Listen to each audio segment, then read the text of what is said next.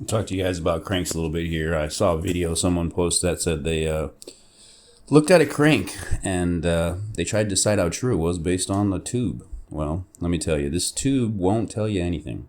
Sticking a tube on here like that, all it's going to do is show you this face versus that face. That's it.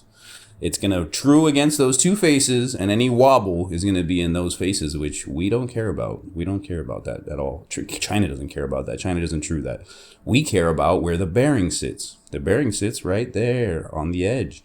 That's where we want to go. That's why you see any people on YouTube, they're on their indicators. They have their indicators on the crank webs right there. Not anywhere else. Putting a tube on a crank ignition end web means nothing, and it does nothing. You would have to also assume that this crank web is straight. China doesn't care about the end of these crank webs. They don't true them. And then you're going to say you take this tube, right? And you're going to say, okay, I'm going to take this tube and put it on the end of a crank. Well, you're assuming that the tube is straight. First of all, you need to make a tube. If anything, you're going to make a tube bigger that fits over the crank like that. And you're going to machine the inside so proper that you know it's straight. And then you're going to use that as an indicator. But you can't go to Home Depot and buy a tube and say, this tube is straight.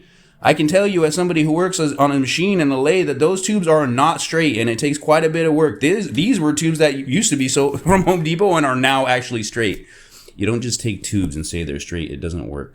You can't just put a tube on the end of a crank and say it works. I know because I'm very specialized in cranks right now.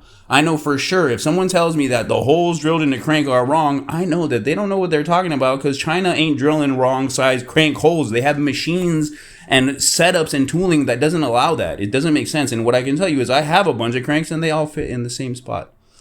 Using a tube to try to take the crank trueness doesn't work.